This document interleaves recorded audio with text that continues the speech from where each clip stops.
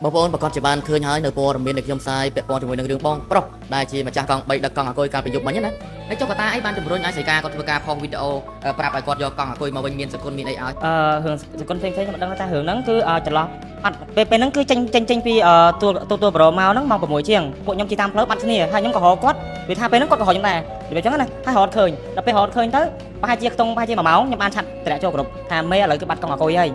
ជិះបាត់គ្នាចឹងណាហើយខ្ញុំទៅគាត់ក៏ចូលដល់ថាអីលេខហ្នឹងវាយកខុសវាថាខ្ញុំដល់ពេលខាងនោះក៏លើថាបាត់គ្នាទៅក៏មានការចេញវីដេអូឲ្យធ្វើការផុសហើយចការក៏គាត់ក្រុមការងារមួយពួកខ្ញុំដែរបាទជុំវិញនៅពេលដែលយើងបានទទួលកង់អាគុយមិនប្រាប់គាត់ថាបានកង់អាគុយហើយពេលហ្នឹងខ្ញុំបានធ្វើវីដេអូពីអីដែរតែគ្រាន់តែថាវីដេអូខ្ញុំផុសយឺតខ្ញុំផុសនៅពេលថ្ងៃវិញដោយសារខ្ញុំរវល់ពេកឲ្យបានមើលហើយពេលហ្នឹងក៏បានថ្ងៃគាត់ក៏ថតជុំគ្នាដែរមុនមេផុសអីហ្នឹងអញ្ចឹងរឿងផ្ដើមចេញមកពីយើងមករឿងដែរតែហៅគាត់ឲ្យយកកង់អាគុយឲ្យផ្សេងៗឲ្យអតិថិជនបាទទុកបងប្រុសបើឯងយល់យ៉ាងដូចម្ដេចដែរនៅពេលដែលឃើញថារឿងរ៉ាវចម្រុងចម្រាស់បន្ទាប់ពីបាយផ្សព្វផ្សាយព័ត៌មានជាមួយនឹងខ្ញុំរួច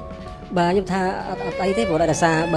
គាត់យល់ច្រឡំឲ្យគាត់ចេញជាคลิปមួយទៅបានហើយប្រហែលថ្ងៃមុននឹងបាយមកផ្សព្វផ្សាយនៅកន្លែងខ្ញុំបាយដេកលក់អត់នៅពេលដែលគេជេរបាយថាពូកង់3អីក៏ចង់បានរបស់គេមែនគេជួលឲ្យលុយសមក៏ចង់បានមែនថោកទៀតមែនចង់បានរបស់គេវិចយកទៅកើតមែនធ្វើអ្នកមានមែនអីមែនដេកលក់ឲ្យពូដល់ពេលគេជួលច្រឡំលក់ឡើងឈឺបងឈឺណាបាទហើយឥឡូវនេះបានភាពស្អាតស្អំវិញឡើងអីហ្នឹងបាទប៉ុន្តែបងប្អូនរឿងនេះគ្រាន់តែជារឿងមួយដែលគេថាយល់ច្រឡំភ័ន្តច្រឡំទៅលើបងនៅប៉ុន្តែបងនៅពេលគេភ័ន្តច្រឡំលើគាត់គឺគេជេរខ្លាំងដែរប៉ុន្តែពេលនេះឃើញថាយើងនិយាយជាភាសាសាមញ្ញទៅមួយដៃមកហើយថ្ងៃមុនគេជេរគាត់ឥឡូវនេះគេជេរបងសៃការនោះខ្លាំងណាស់ព្រោះថាហេមិនក៏ចេះតែបង្កើត content ធ្វើបែបហ្នឹងព្រោះមនុស្សម្នាក់គេមានកិត្តិយសរបស់គេដែរត្រូវហីបងប្អូនបើសិនមកខ្ញុំក៏ដែរបើខ្ញុំមិនបានធ្វើណែមកយកខ្ញុំទៅអញ្ចឹងក៏ខឹងដូចគ្នាប៉ុន្តែរឿងហ្នឹងវាត្រូវបានបញ្ចប់ត្រឹមនេះដោយសារតែមានការដឹងខ្លួនថាមានការភ័ន្តច្រឡំរៀងៗខ្លួនប៉ុន្តែខ្ញុំសូមនិយាយមួយទៀតថារឿងគាត់ថាឲ្យខ្ញុំ200000ហ្នឹងខ្ញុំមិនដឹងរឿងមួយគាត់និយាយច្រឡំរឿងមួយមិនខ្ញុំមិនដឹងទេប៉ុន្តែខ្ញុំមិនបានទទួលទេអូរឿងនេះគាត់ថាឲ្យសកុន20000មិនបានថតហ្នឹងហើយខ្ញុំមិនបានទទួលទេហ្នឹង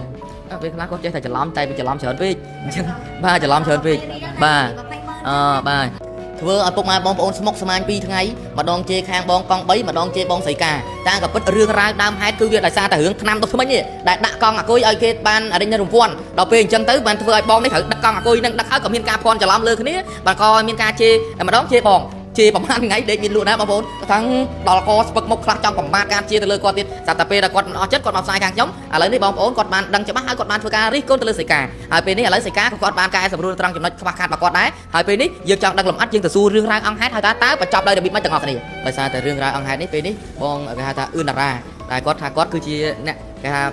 មេអញ្ចឹងទៅរឿងរ៉ាវអង្គហេតុនេះតាំងពីពិតទៅគាត់គឺជាអ្នកប្រាប់ណែនាំឲ្យផ្សេងហើយសៃការនោះគាត់មានការយល់ច្រឡំទៅលើបងប្រុសអញ្ចឹងរឿងរ៉ាវអង្គហេតុអ្នកណាគេអ្នកដើមហេតុដំបងឡើយដែលហៅឲ្យបងដឹកកង់អាគុយទីបាទបងដំបងឡើយហ្នឹងតើយើងហៅគាត់ឲ្យដឹកកង់អាគុយពីតាណាទៅតា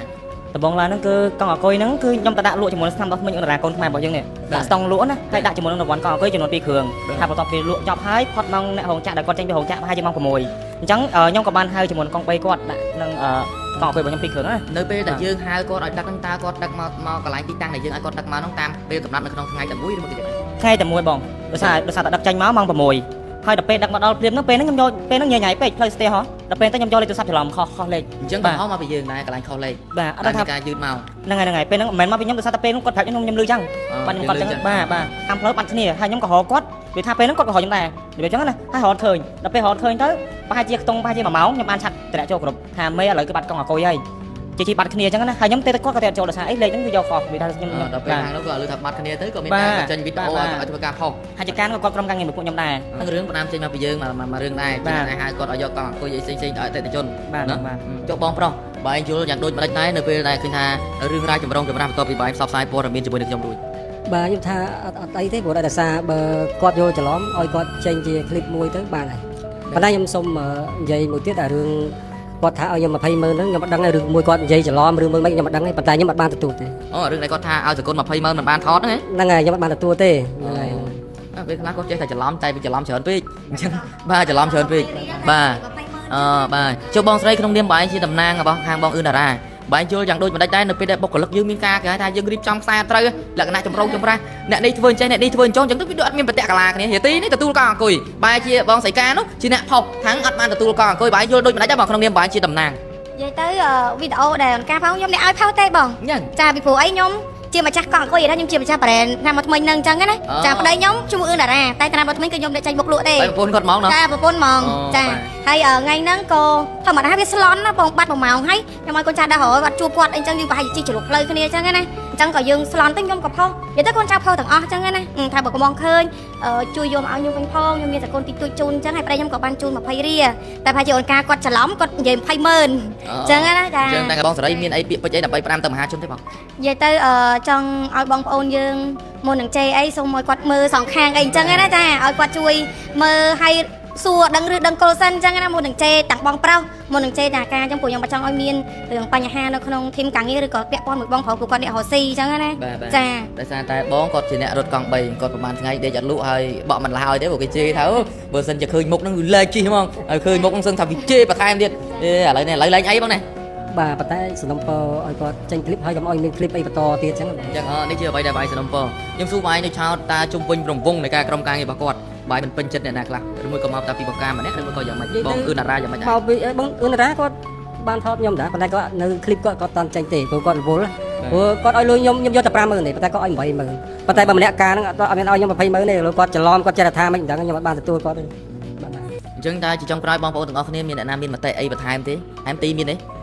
ពាក្យដែលខ្ញុំចង់និយាយគឺថារឿងនេះសិតតែជារឿងចូលច្រឡំទាំងអស់ព្រោះយកច្រឡំទាំងសងខាងហ្មងបងបាទ វាផ្ដើមវារឿងគេហៅថាដឹកកង់អាគុយណាហើយទៅតែពេលទៅជារឿងមួយគេហៅថាធ្វើឲ្យមានបងប្អូនជាច្រើនវែកញ៉ាជេរពេញហ្នឹងតែម្ដងហើយរឿងកង់អាគុយនោះវាមកពីកត្តាមួយដែលថាឆ្នាំនោះថ្មិញនេះគាត់អត់ដេញថាត្រូវមានដាក់រង្វាន់ បាទដាក់កង់ បើសិនជាឆ្នាំនោះថ្មិញនេះមិនដាក់រង្វាន់ក៏វាអត់ត្រូវមានរឿងនឹងកើតឡើងដែរដល់ពេលអញ្ចឹងទៅបងប្អូនមួយចំនួនគាត់ថាចេះតែបង្កើតវីដេអូ content មកធ្វើឲ្យមានការរិះគន់ឬមកក៏ជេរដល់អ្នកដឹងមិនដឹងអីអញ្ចឹងណាប៉ុន្តែរឿងហ្នឹងក៏វាផ្ដើមមកពីឆ្នាំនោះថ្មិញនេះ